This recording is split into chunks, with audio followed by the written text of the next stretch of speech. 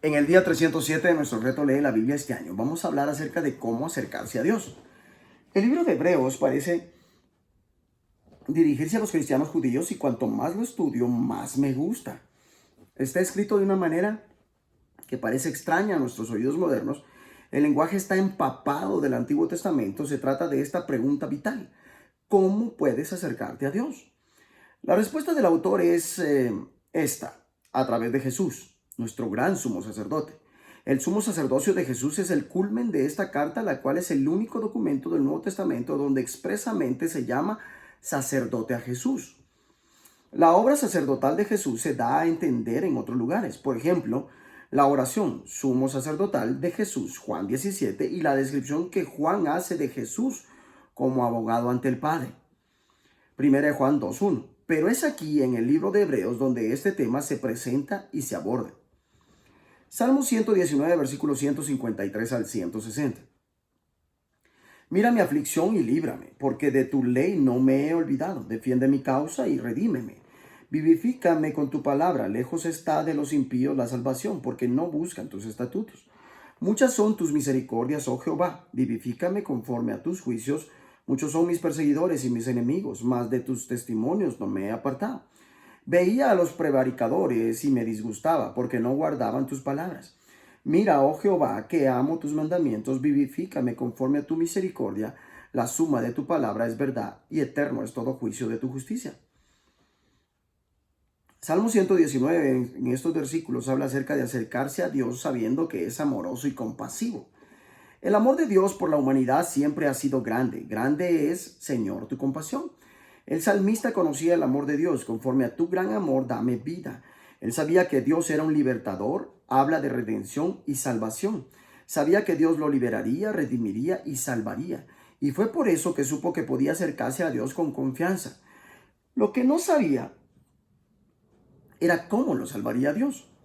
Al leer todo el Antiguo Testamento, incluyendo este salmo, a través de la lente del Nuevo Testamento, podemos ver que aquello que el salmista describe se hace posible por el sumo sacerdocio de Jesús. Señor, gracias por tu gran amor y compasión. Gracias por haber hecho posible que por medio de Jesús fuese liberado, redimido y salvado. Hebreos 4, versículos 14 al 16 dice lo siguiente: Por tanto, teniendo un gran sumo sacerdote que traspasó los cielos, Jesús el Hijo de Dios, retengamos nuestra profesión, porque no tenemos un sumo sacerdote que no pueda compadecerse de nuestras debilidades, sino uno que fue tentado en todo según nuestra semejanza, pero sin pecado. Acerquémonos pues confiadamente al trono de la gracia para alcanzar misericordia y hallar gracia para el oportuno socorro. Hebreos 5, versículos 1 al 10.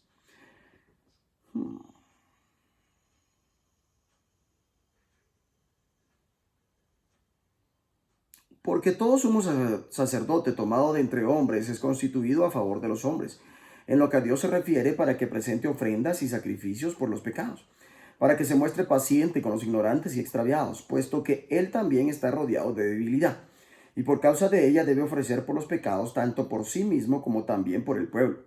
Y nadie toma para sí esta honra, sino el que es llamado por Dios, como lo fue Aarón. Así tampoco Cristo se glorificó a sí mismo haciéndose sumo sacerdote, sino el que le dijo: Tú eres mi hijo, yo te he engendrado hoy.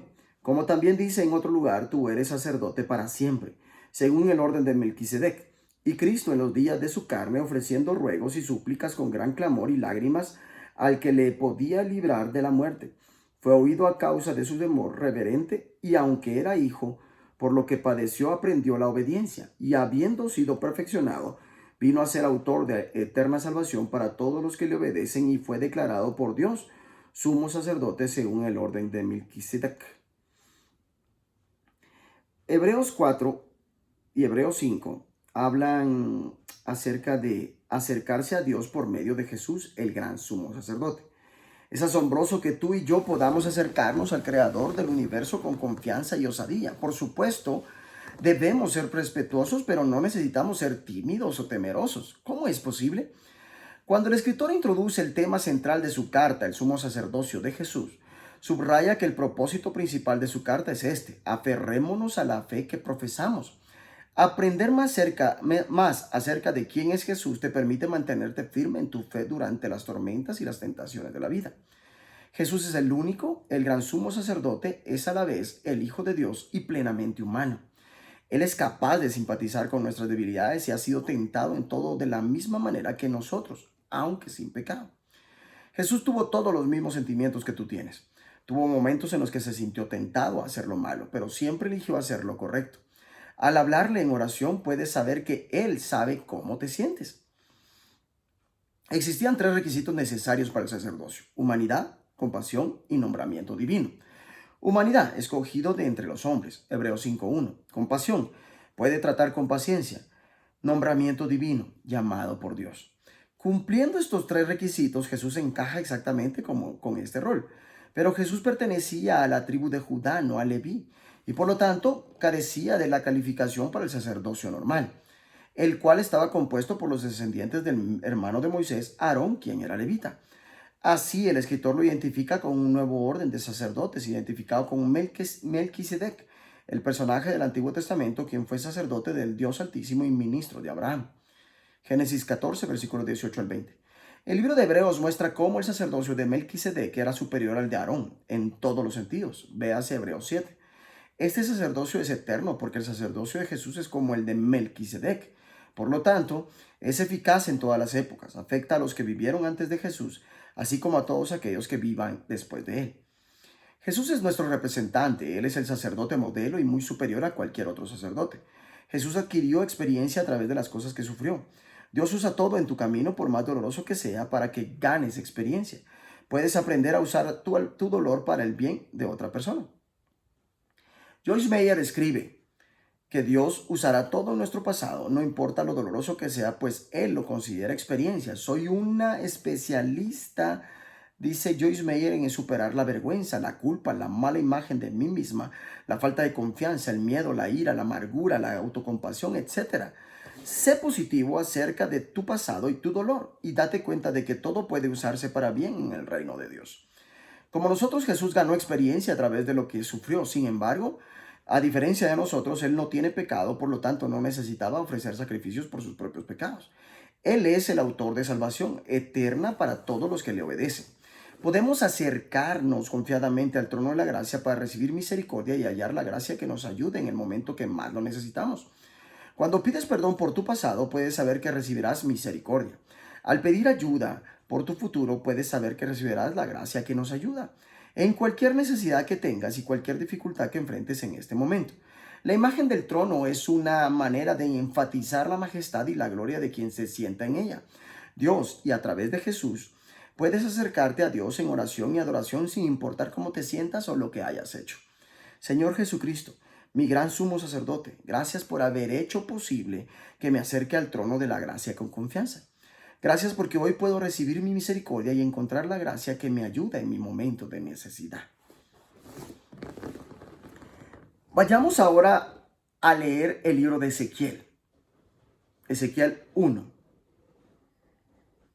La visión de la gloria divina.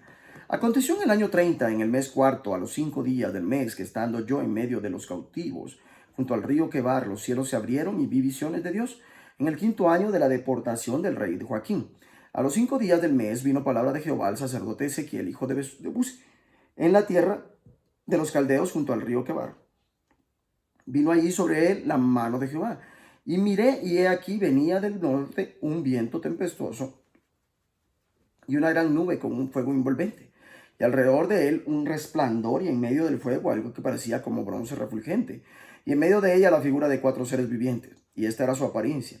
Había en ellos semejanza de hombre, cada uno tenía 4 caras y 4 alas. Y los pies de ellos eran derechos, y la planta de sus pies como planta de pieles de becerro. Y centellaban a manera de bronce muy bruñido. Debajo de sus alas, a sus 4 lados, tenían manos de hombre, y sus caras y sus alas por los 4 lados. Con las alas se juntaban el uno al otro, no se volvían cuando andaban, sino que cada uno caminaba derecho hacia adelante.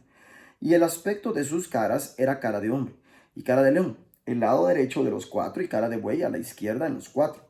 Asimismo había en los 4 cara de águila. Así eran sus caras, y tenía sus alas extendidas por encima, cada uno 2, los cuales se juntaban y las otras 2 cubrían sus cuerpos. Y cada uno caminaba derecha hacia adelante, hacia donde el Espíritu les movía que anduviesen, andaban. Y cuando andaban no se volvían, cuando a la semejanza de los seres vivientes, su aspecto era como de carbones de fuego encendidos, como visión de hachones encendidos, que andaba entre los seres vivientes y el fuego resplandecía y del fuego salían relámpagos. Y los seres vivientes corrían y volvían a semejanza de relámpagos. Mientras yo miraba a los seres vivientes, he aquí una rueda sobre la tierra junto a los seres vivientes, a los cuatro lados. El aspecto de las ruedas y su obra era semejante al color del crisólito. Y las cuatro tenían una misma semejanza, su apariencia y su obra eran como rueda en medio de rueda. Cuando andaban se movían hacia sus cuatro costados. No se volvían cuando andaban y sus aros eran altos y espantosos y llenos de ojos alrededor, en las cuatro. Y cuando los seres vivientes andaban, las ruedas andaban junto a ellos. Y cuando los seres vivientes se levantaban de la tierra, las ruedas se levantaban. Hacia donde el Espíritu les movía que anduviesen, andaban hacia donde les movía el Espíritu que anduviesen, las ruedas también se levantaban tras ellos, porque el Espíritu de los seres vivientes estaba en las ruedas. Cuando ellos andaban, andaban ellas, y cuando ellos se paraban, se paraban ellas. Asimismo, cuando se levantaban de la tierra, las ruedas se levantaban tras ellos, porque el Espíritu de los seres vivientes estaba en las ruedas. Y sobre las cabezas de los seres vivientes aparecía una expansión a manera de cristal, maravilloso extendido encima sobre sus cabezas. Y debajo de la expansión las alas de ellos estaban derechas, extendiéndose la una hacia la otra, y cada uno tenía dos alas que cubrían su cuerpo. Y oí el sonido de sus alas cuando andaban, como sonido de muchas aguas, como la voz del Omnipotente, como ruido de muchedumbre, como el ruido de un ejército. Cuando se paraban, bajaban sus alas, y cuando se paraban y bajaban sus alas, se oía una voz de arriba de la expansión que había sobre sus cabezas. Y sobre la expansión que había sobre sus cabezas se veía la figura de un trono que parecía de piedra de zafiro, y sobre la figura del trono había una semejanza que parecía de hombre sentado sobre él. Y vi apariencia como de bronce refulgente, como apariencia de fuego dentro de ella en derredor. Desde el aspecto de sus lomos para arriba y desde sus lomos para abajo vi que parecía como fuego, y que tenía resplandor alrededor, como parece el arco iris que está en las nubes el día que llueve. Así era el parecer del resplandor alrededor. Esta fue la visión de la semejanza de la gloria de Jehová. Y cuando yo la vi, me postré sobre mi rostro y oí la voz de uno que hablaba. Ezequiel 2. Llamamiento de Ezequiel. Me dijo: hijo de hombre, ponte sobre tus pies y hablaré contigo. Y luego que me habló, entró el Espíritu en mí y me afirmó sobre mis pies y oí al que me hablaba. Y me dijo: hijo de hombre, yo te envío a los hijos de Israel, a gentes rebeldes que se rebelaron contra mí. Ellos y sus padres se han rebelado contra mí hasta este mismo día. Yo pues te envío a hijos de duro rostro y de empedernido corazón, y les dirás: así ha dicho Jehová el Señor. ¿Acaso ellos escuchen? Pero si no escucharen, porque son una casa rebelde, siempre conocerán que hubo profeta entre ellos. Y tú, hijo de hombre, no les temas ni tengas miedo de sus palabras, aunque te hallas entre zarzas y espinos, y moras con escorpiones, no tengas miedo de sus palabras ni temas delante de ellos, porque son casa rebelde. Les hablarás pues mis palabras, escuchen o dejen de escuchar, porque son muy rebeldes. Mas tú, hijo de hombre, oye lo que yo hablo, no seas rebelde como la casa rebelde, abre tu boca y como lo que yo te doy, y mire, y come lo que yo te doy, y mire, y he aquí una mano extendida hacia mí, y en ella había un rollo de libro. Y lo extendió delante de mí, y estaba escrito por delante y por detrás, y había escritas en él endechas y lamentaciones y ayes. Eclesiastés 3. Me dijo: hijo de hombre, como lo que hayas, come lo que hayas, come este rollo, y ve y habla a la casa de Israel. Y abrí mi boca y me hizo comer aquel rollo. Y me dijo: hijo de hombre, alimenta tu vientre y llena tus entrañas de este rollo que yo te doy. Y lo comí, y fue en mi boca dulce como miel. Luego me dijo: hijo de hombre, ve y entra a la casa de Israel y habla a ellos con mis palabras. Porque no eres enviado a pueblo de habla profunda ni de lengua difícil, sino a la casa de Israel, no a muchos pueblos de habla profunda ni de lengua difícil cuyas palabras no entiendas. Y si a ellos te enviara, ellos te oyeran. Mas la casa de Israel no te querrá oír, porque no me quiere oír a mí, porque toda la casa de Israel es dura de frente y obstinada de corazón. He aquí yo he hecho tu rostro fuerte contra los rostros de ellos, y tu frente fuerte contra sus frentes. Como diamante más fuerte que pedernal he hecho tu frente. No los temas, ni tengas miedo delante de ellos, porque son casa rebelde. Y me dijo: hijo de hombre, toma en tu corazón todas mis palabras que yo te hablaré, y oye con tus oídos, y ve, entra a los cautivos, a los hijos de tu pueblo, y háblales, y diles: así ha dicho Jehová el Señor, escuchen o dejen de escuchar. Y me levantó el espíritu y oí detrás de mí una voz de gran estruendo que decía: bendita sea la gloria de Jehová desde su lugar. Oí también el sonido de las alas de los seres vivientes que se juntaban la una con la otra, y el sonido de las ruedas delante de ellos, y sonido de gran estruendo. Me levantó pues el espíritu y me tomó. Y fui en amargura, en la indignación de mi espíritu, pero la mano de Jehová era fuerte sobre mí. Y vine a los cautivos en el Tel Aviv, que moraban junto al río Quebar, y me senté donde ellos estaban sentados, y allí permanecí 7 días atónito entre ellos, en la atalaya de Israel. Y aconteció que al cabo de los 7 días vino a mí palabra de Jehová diciendo: hijo de hombre, yo te he puesto por atalaya a la casa de Israel. Oirás pues tu palabra de mi boca y los amonestarás de mi parte. Cuando yo dijere al impío: de cierto morirás, y tú no le amonestares ni le hablares, para que el impío sea apercibido de su mal camino, a fin de que viva, el impío morirá por su maldad, pero su sangre demandaré de tu mano. Pero si tú amonestares al impío, y él no se convirtiere de su impiedad, de su mal camino, él morirá por su maldad, pero tú habrás librado tu alma. Si el justo se apartare de su justicia, e hiciere maldad, y pusiere yo por tropiezo delante de él, él morirá porque tú no le amonestaste. En su pecado morirá, y sus justicias que había hecho no vendrán en memoria, pero su sangre demandaré de tu mano. Pero si al justo amonestares para que no peque y no pecare, de cierto vivirá, porque fue amonestado, y tú habrás librado tu alma. El profeta mudo. Vino allí la mano de Jehová sobre mí y me dijo: levántate y sal al campo, y allí hablaré contigo. Y me levanté y salí al campo, y he aquí que allí estaba la gloria de Jehová, como la gloria que había visto junto al río Quebar. Y me postré sobre mi rostro. Entonces entró el Espíritu en mí y me afirmó sobre mis pies y me habló. Y me dijo: entra y enciérrate dentro de tu casa. Y tú, oh hijo de hombre, he aquí que pondrán sobre ti cuerdas, y con ellas te ligarán, y no saldrás entre ellos.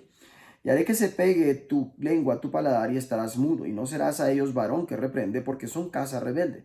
Mas cuando yo te hubiere hablado, abriré tu boca, y les dirás: así ha dicho Jehová el Señor: el que oye, oiga, y el que no quiera oír, no oiga, porque casa rebelde son. El libro de Ezequiel, en sus primeros 3 capítulos, Ezequiel 1, Ezequiel 2 y Ezequiel 3, está siendo claro con nosotros acerca de acercarte al trono de la gracia con confianza. Qué asombroso es que nos digan que podemos acercarnos al trono celestial, y además confiadamente. Hebreos 4:16.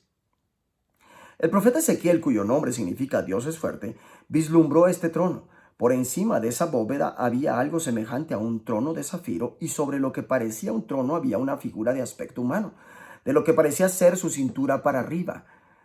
Vi algo que brillaba como el metal bruñido rodeado de fuego. De su cintura para abajo vi algo semejante al fuego y un resplandor a su alrededor. Tal era el aspecto de la gloria del Señor. Ante esa visión, caí rostro en tierra y oí que una voz me hablaba.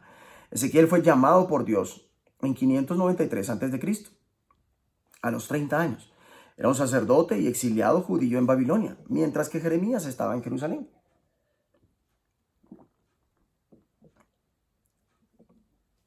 Fue capturado junto con el joven rey Joaquín en 597 a.C., segunda de Reyes 24, versículos 8 al 17. Al igual que Jeremías, instó al pueblo al arrepentimiento y predijo que un día se reconstruiría Jerusalén. El llamado de Ezequiel comienza con una visión de Dios. En la visión ve 4 extrañas criaturas. Ezequiel 1 al 10. 1:10. Cada una da testimonio de una parte del carácter de Dios. El primero tiene la cara de un ser humano. El segundo, un león, que representa la fuerza y el coraje. El tercero, un buey, que representa la fertilidad. Y el cuarto, un águila, que representa la velocidad. Todos juntos apuntan a la impresionante majestad y la grandeza de Dios. En aquella visión, Ezequiel vislumbra a un hombre a quien ahora conocemos como Jesús. Apocalipsis 4, versículos 1 al 10. La respuesta de Ezequiel a la visión del trono de la gracia es caer rostro en tierra. Aquella no fue una respuesta inusual a la presencia de Dios. Véase, por ejemplo, Apocalipsis 4:10. Dios le habla a Ezequiel 2:1 y el Espíritu Santo entra en Ezequiel. Las palabras de Dios le son dadas para que se las comiera. Y yo me lo comí y era tan dulce como la miel. Se le dice que vaya a decir el mensaje que Dios le ha dado. Se enfrenta a una gran oposición, de la cual se le avisó con antelación. No les tenga miedo ni te asustes, no es su responsabilidad. Tal vez te escuchen, tal vez no. Tu responsabilidad, como la de Ezequiel, es simplemente decir el mensaje que Dios te da. No eres responsable de la reacción de los demás. pero serás responsable de obedecer a Dios y decir las palabras que Dios te ha dado. A veces no sabes cuál será el resultado en cierta situación, pero siempre puedes confiar y obedecer a Dios. Más adelante, la gloria del Señor se aparece a Ezequiel nuevamente y él cae rostro en tierra de nuevo. El Espíritu entra en él. Dios le ordena: cuando yo te hable, te soltaré la lengua y les advertirás. Así dice el Señor omnipotente. Señor, gracias por el inmenso privilegio de que a través de tu sacrificio como gran sumo sacerdote puedo acercarme hoy al trono de la gracia con confianza. Que Dios te bendiga.